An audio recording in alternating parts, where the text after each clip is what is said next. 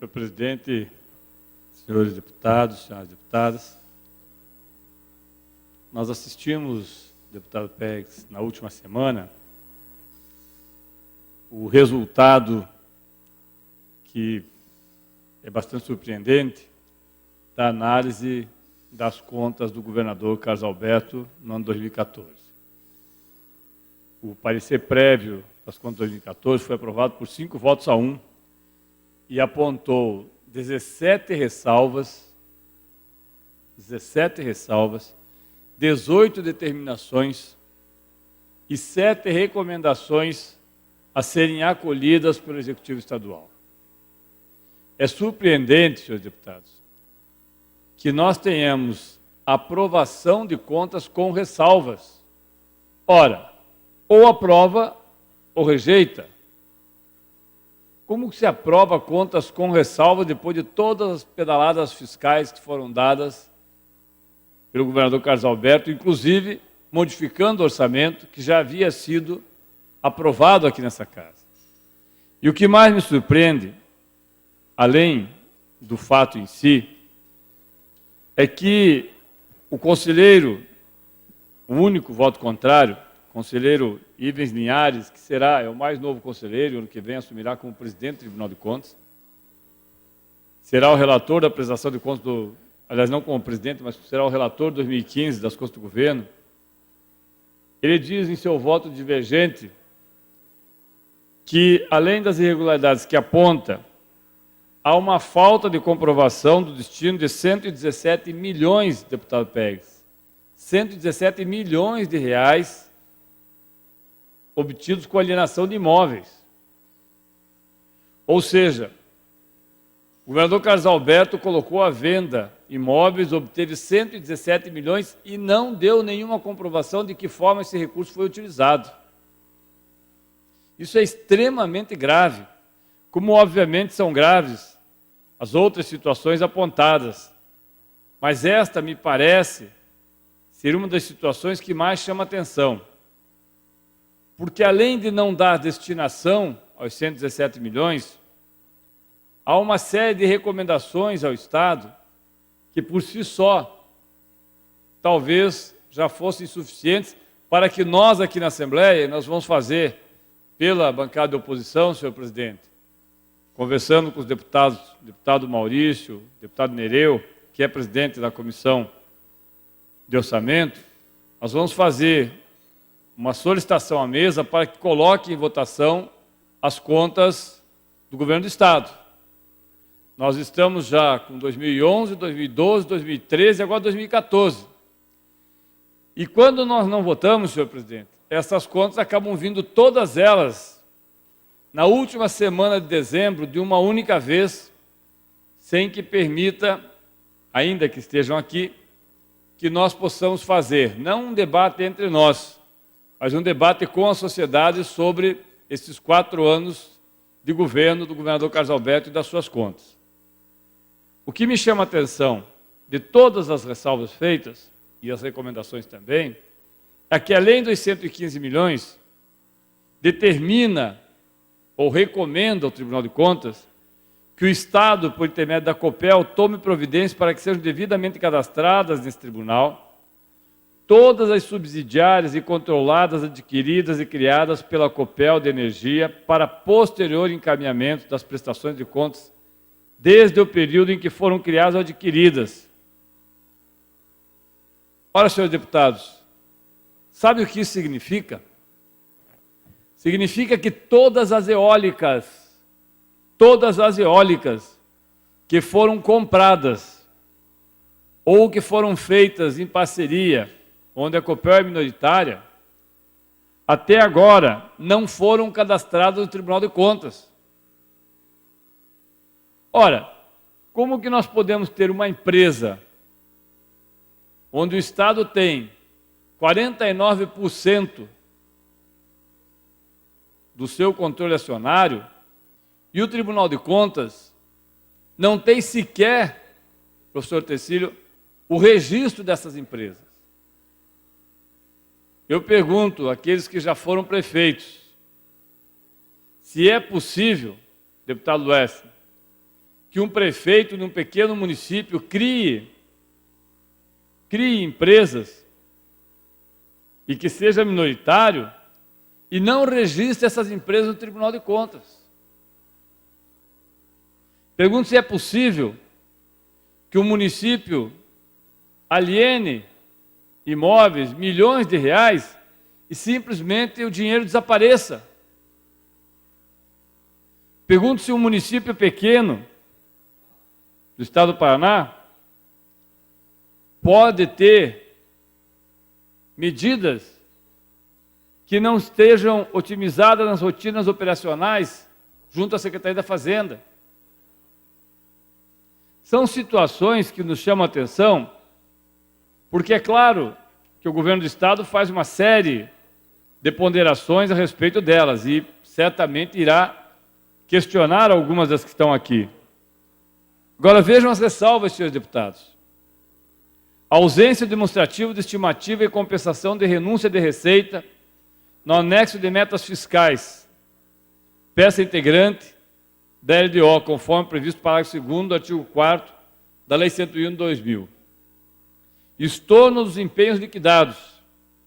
Falta de comprovação de que as receitas arrecadadas pelo Tesouro Geral do Estado vinculadas aos fundos especiais foram destinadas na integralidade conforme disposto nas leis que a instituíram. E aí nós não estamos falando das novas leis ou da nova lei que está regendo os fundos a partir de 2015, e sim do ano 2014. A ausência de controle eficiente por fonte e destinação de recursos, de forma que os recursos legalmente vinculados à finalidade específica sejam utilizados exclusivamente para atender ao objeto de sua vinculação. Inscrição de resto a pagar de empenhos não liquidados existentes no final do exercício em montante superior à disponibilidade líquida do Caixa. Deputado Lues, qualquer pessoa que esteja, talvez, no básico do básico da contabilidade, não vai entender como que o Estado do Paraná pode ter as suas contas aprovadas com uma ressalva que diz inscrição em resto a pagar de empenhos não liquidados existentes ao final do exercício em montante superior à disponibilidade líquida do Caixa.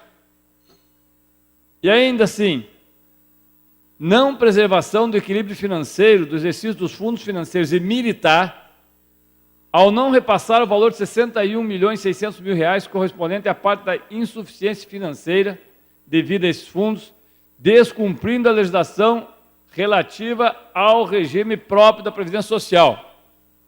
Ora, este é um assunto, deputado Maurício, que nós já temos batido aqui desde a criação do fundo.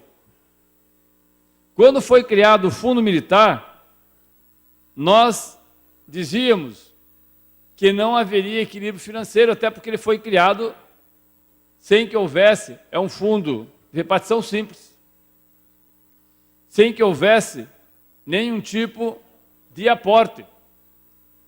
Na sequência disso, o governo não só não faz o aporte, como também não recolhe o seu percentual, a sua parte relativa aos aposentados. Diz também, na nota que discorda do parecer do Tribunal de Contas, não atingimento da meta do resultado nominal com aumento da dívida fiscal líquida em 3 bilhões de reais.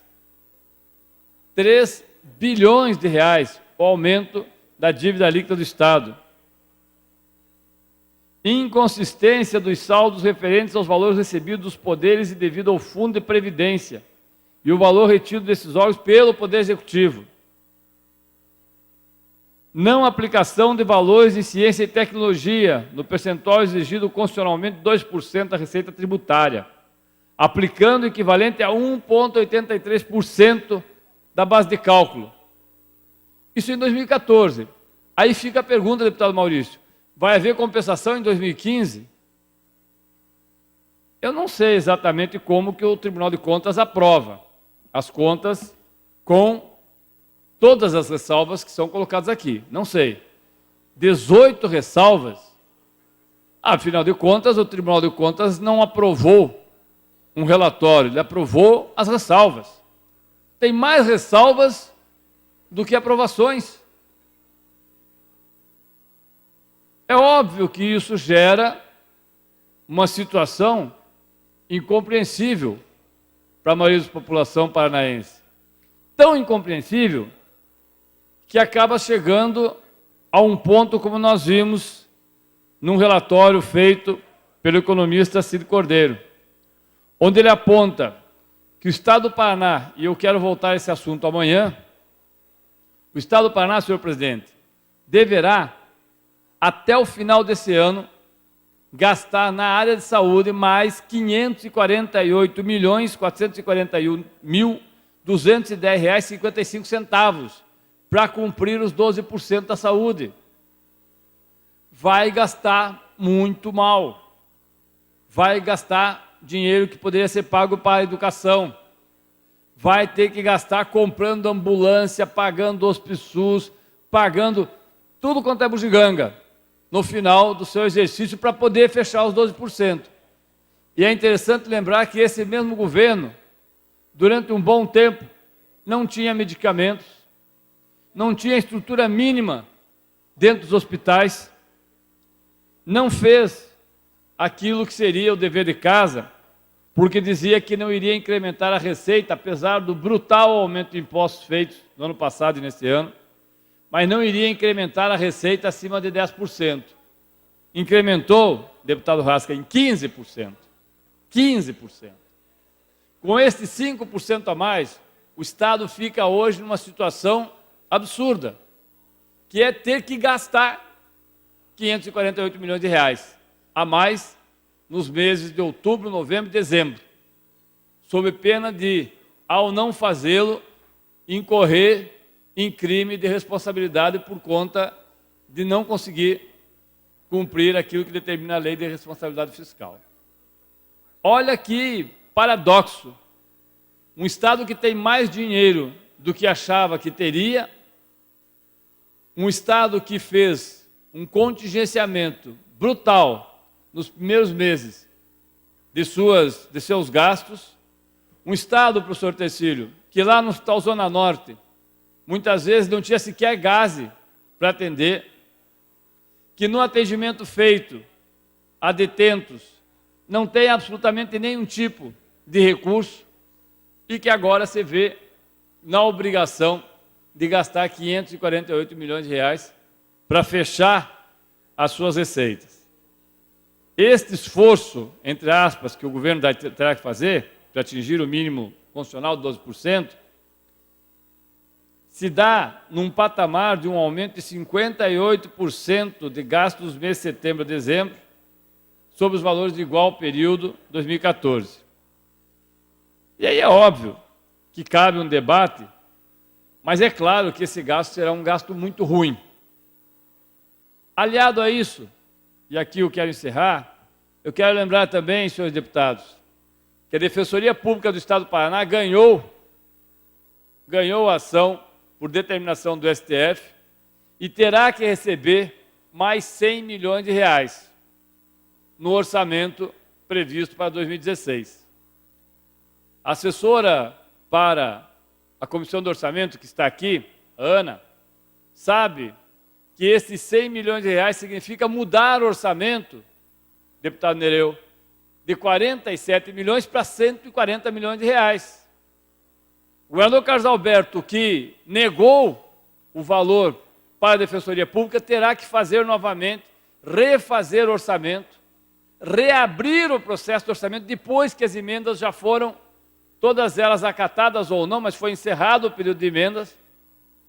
Mais uma vez o Estado do Paraná é manchete nacional pela incompetência. Por mais que o governador Carlos Alberto queira dourar a pílula e falar bonito, e falar do pedágio, e falar das coisas todas que nós vamos ainda tocar essa semana, a verdade é que o governador Carlos Alberto se defronta com aquilo que é legal, que não é sua vontade, mas que é legal. A Defensoria Pública terá, por determinação judicial, no ano que vem, um orçamento de 140 milhões de reais. Nada disso seria necessário se nós tivéssemos um mínimo de bom senso, um mínimo de administração, um mínimo de coerência. Tudo o que falta. Um governo que gasta mais do que pode arrecada mais do que gasta, não gasta com aquilo que deve e muitas vezes some com aquilo que gasta. Governo que traz 18 ressalvas do orçamento, aliás, da execução orçamentária e das suas contas, que deve para a Defensoria Pública, que desaparece com 118 milhões de reais e que ainda parece que está tudo maravilhosamente bem e que se dá o direito de correr por aí afora, como certamente nós vamos debater. Eram essas considerações, senhor presidente. Esse governo caminha a passos largos, numa velocidade muito rápida, para ser o pior governo da história.